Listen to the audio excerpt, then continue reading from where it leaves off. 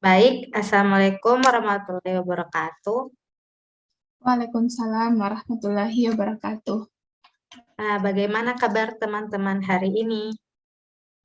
Alhamdulillah baik.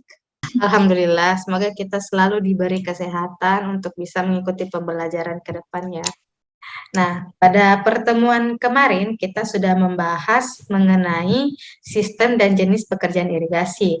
Nah, kali ini kita akan melanjutkan pembelajaran dengan membahas bagian-bagian penampang dan bangunan pelengkap pada sistem irigasi tersebut. Nah, masih ada yang ingat apa itu sistem irigasi? Oke. Nah, baik, saya akan membagikan materi yang akan kita pelajari hari ini, yang mengenai bangunan irigasi.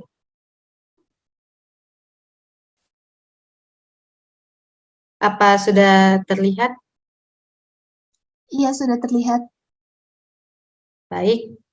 Nah, pada pertemuan kali ini, pembahasan kita mengenai bangunan irigasi memiliki tujuan pembelajaran yang berdasarkan indikator di mana siswa dapat menjelaskan, menguraikan, mengidentifikasi, mengklasifikasikan, dan juga mempresentasikan bagian-bagian penampang dan juga bangunan pelengkap irigasi.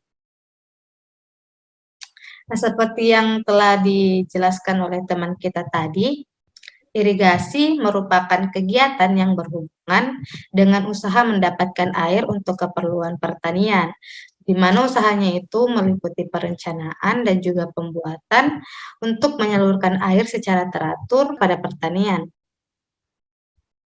Bangunan irigasi sendiri terdiri dari bangunan utama, bangunan pengatur jaringan utama, bangunan pengatur jaringan tersier, saluran irigasi, dan juga bangunan pelengkap. Nah, adapun pembagian dari bangunan utama seperti bendung, pengambilan bebas, mata air, seperti sungai, dan juga waduk, dan terakhir yaitu stasiun pompa air. Untuk bangunan pengatur jaringan utama sendiri, terdiri dari bangunan bagi, bangunan sadap, bangunan bagi sadap, dan juga bangunan pengatur tinggi muka air. Pada bangunan pengatur jaringan tersier, ada box tersier dan juga box quarter sebagai bangunan pelengkapnya. Nah, pada saluran irigasi, ada saluran pembawah dan juga saluran pembuang. Nah, pada saluran irigasi inilah kita akan membahas bagian-bagian penampang irigasi, di mana penampang dari saluran irigasi ini memiliki beberapa bentuk, yaitu trapesium, segi empat, segitiga, dan juga lingkaran. Nah, bentuk penampang-penampang ini biasanya ditentukan oleh bahan dasar dan juga tebing saluran yang terdapat pada wilayah yang direncanakan untuk membangun sistem irigasi ini. Nah, untuk bentuk penampang trapesium, fungsinya yaitu untuk mengalirkan air dengan debit yang besar, sifat alirannya terus-menerus dengan fluktuasi yang kecil pada daerah yang cukup lahan. Nah, untuk penampang berbentuk segi empat, fungsinya yaitu untuk mengalirkan air dengan debit besar yang sifat alirannya terus-menerus dengan fluktuasi kecil. Adapun untuk penampang berbentuk segitiga berfungsi untuk mengalirkan air dengan debit kecil dan juga banyak lahan endapan. Dan yang terakhir, untuk bentuk penampang lingkaran berfungsi untuk mengalirkan air dengan debit kecil.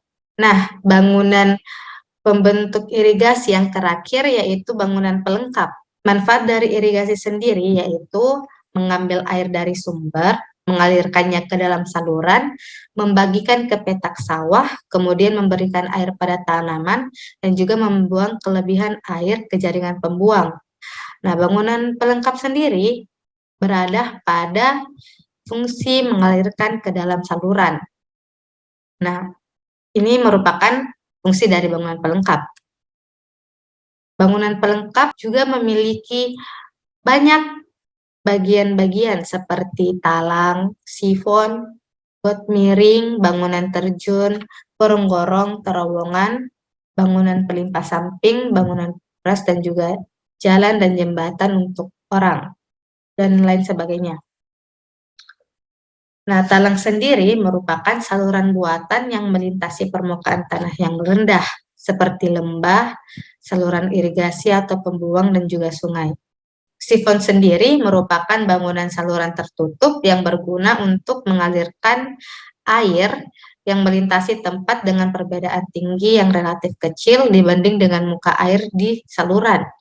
Gorong-gorong sendiri berfungsi untuk mengalirkan air di bawah bangunan dan juga mengalirkan air di persilangan antar saluran pembuang dengan saluran pembawa.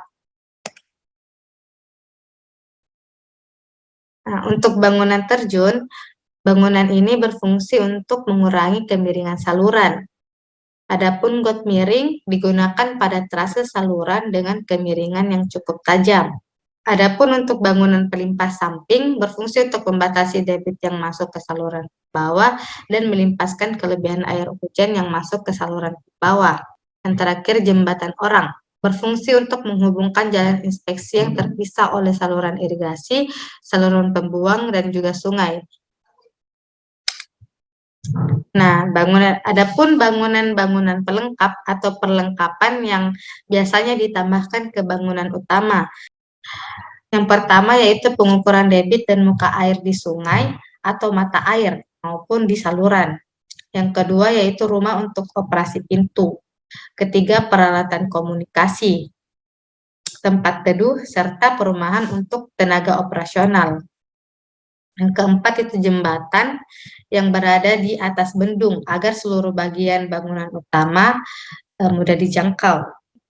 Yang kelima yaitu instalasi tenaga air mikro atau mini.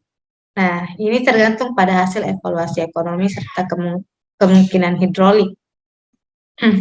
Nah, itu tadi penjelasan saya mengenai materi kita hari ini, bagian-bagian penampang dan bangunan pelengkap irigasi. Dari penjelasan saya, apakah sudah jelas atau masih ada yang ingin ditanyakan? Sudah jelas. Oke, baik. Nah, karena sudah jelas, saya akan memberikan tugas kelompok. Nah, silakan kalian membagi masing-masing kelompok.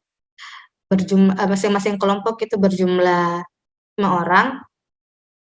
Dan silakan mengerjakan tugas berikut sesuai dengan pemahaman kalian. Silakan untuk berdiskusi.